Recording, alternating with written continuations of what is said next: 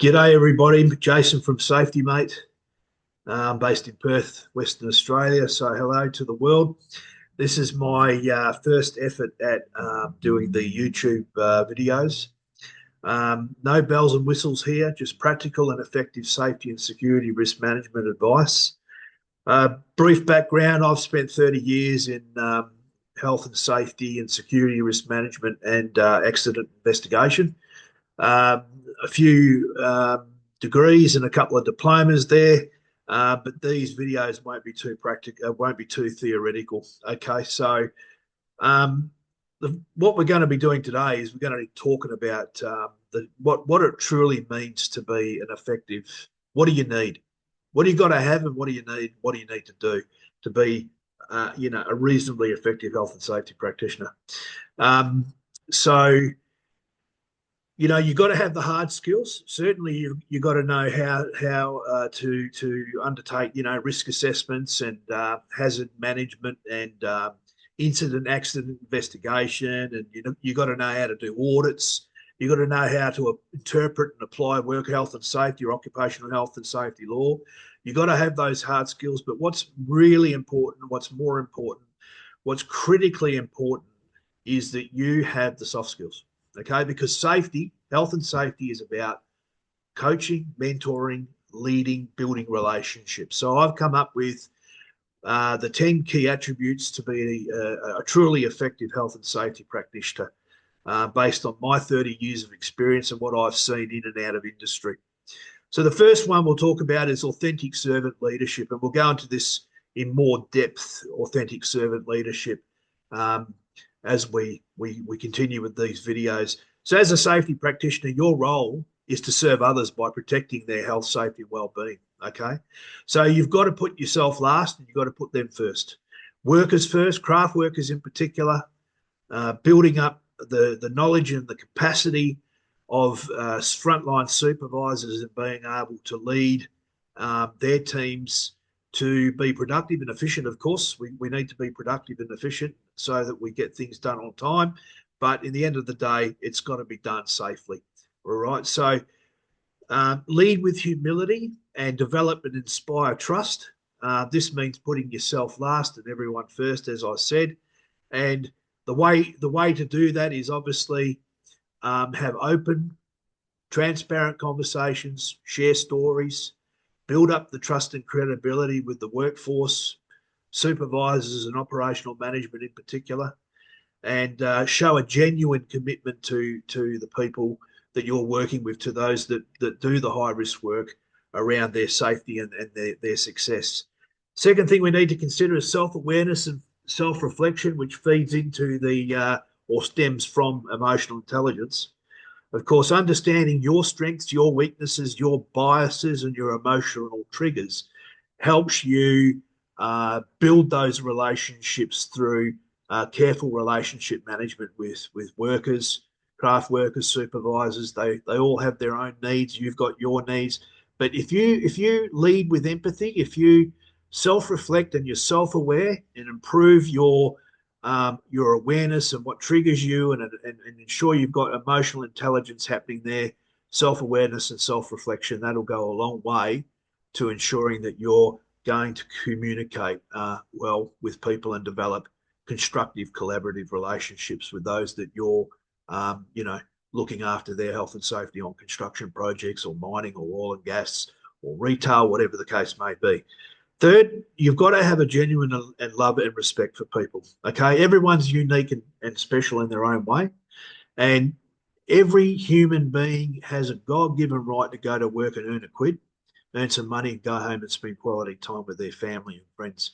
That's why we work. Pay the bills, put a roof over our head, share a good meal, and we're all different. We're all unique and special in our own way. So approach every interaction with respect, kindness, and respect. Embrace different cultures, the diversity of different cultures, include inclusiveness, and understand the inherent value of every single individual. Show compassion and empathy again in your daily interactions, and build up the collective knowledge for better risk-based decision making. Strong communication and active listening comes in at 4. Effective communication builds trust, of course, and ensures that safety messages are understood. Active listening. Now, what that means there is when you're talking to someone and they're talking and they talk to you, don't just hear them. Don't just hear the noise, hear their voice. Really stop to listen to their tone, their inflection, give them the eye contact, actively listen to every word and every utterance so that you truly understand their concerns, their message, their views, their thoughts, their ideas, so that you can help them find sustainable solutions to their problems and their issues. You know, it could be that they're not able to do the work safely because they've got some type of obstacle that they've got to overcome. So we need to find a way to resolve that so that productivity can continue. So active listening and strong communication skills are critical. Ask open-ended questions. Validate their feelings, their thoughts, their ideas.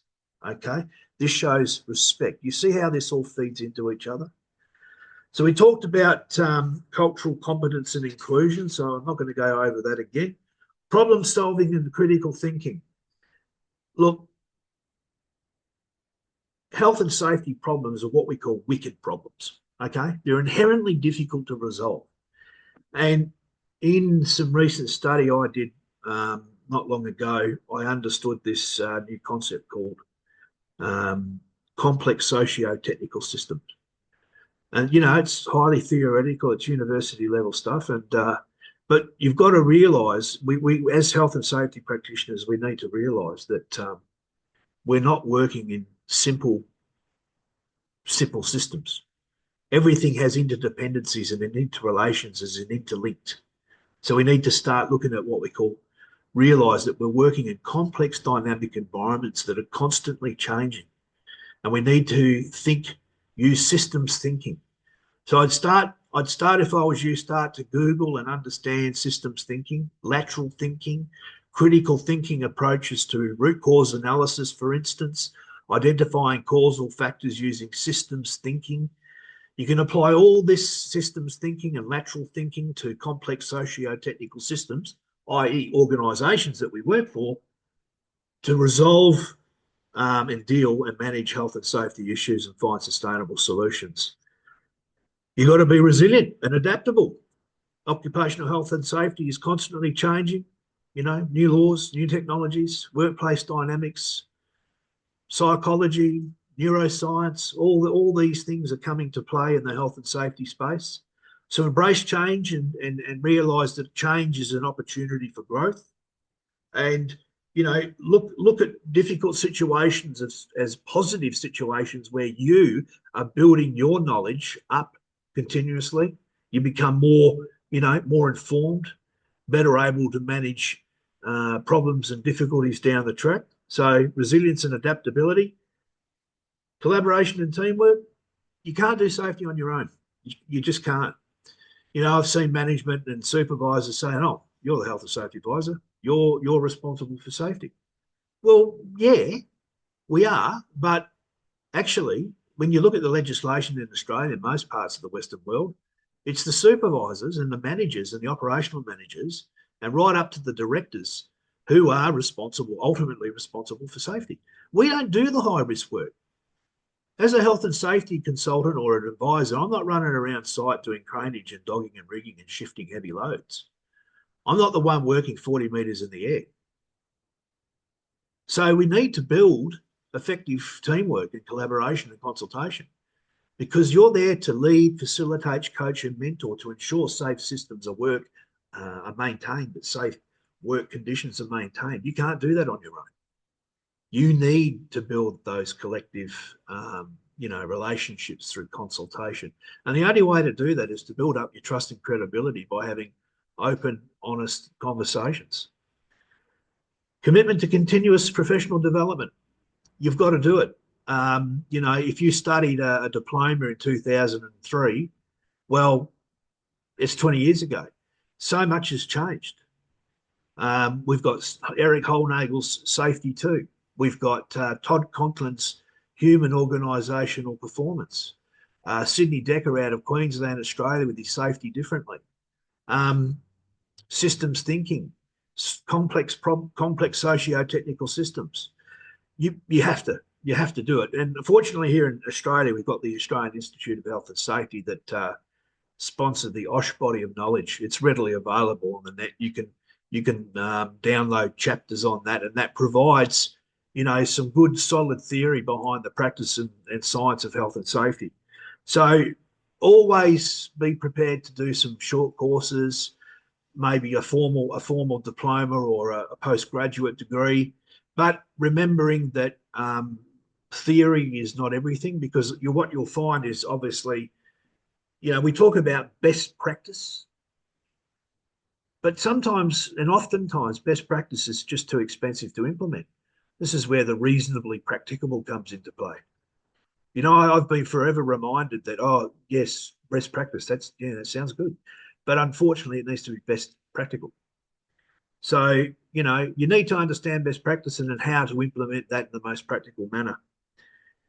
Ethical integrity and courage. Look, if you're not going to lead by example and walk the talk on safety, you've got no credibility at all, none.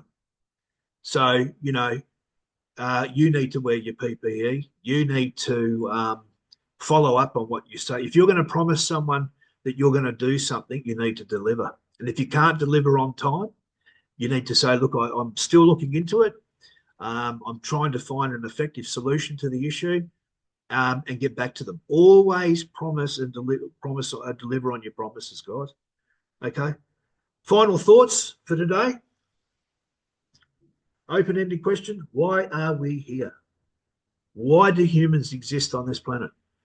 It's a question that humanity's been asking for maybe 5,000 years? I'm not saying I completely know the answer, but I reckon I've got a pretty good idea. When are you most happy? You're most happy when you're spending quality time with your immediate family and friends. Okay? That's when the love flows. That's where, you're with your wife, your children, you're with your immediate family, or your mum and your dad, or you're with some very dear friends. Those are the times that we are the most happiest. So I pretty much say that, one of the main reasons, if not the main reason that we're here, is to love and be loved. We can't do that if we're dead. We can't do that if we're dead. We've got to do everything we can to look after ourselves and others at work in other dangerous environments like driving on the road, so that we can spend that that limited time that we have on this planet, loving and being loved. So over the next few videos, there's probably, I don't know, Rick, I reckon there might be about 15 or 20 coming your way. We're going to talk about safety leadership, auditing, investigation, and something I'm really excited about is leveraging artificial intelligence to improve your analytical and analysis skills, and improving efficiency and workflows. And I'm going to show you guys how to undertake a complete root cause investigation using AI. Right, well, signing off for now. And look, I guess there's going to be some critics, and it doesn't really bother me, quite frankly. Just take out what you can of today, and I look forward to chatting again.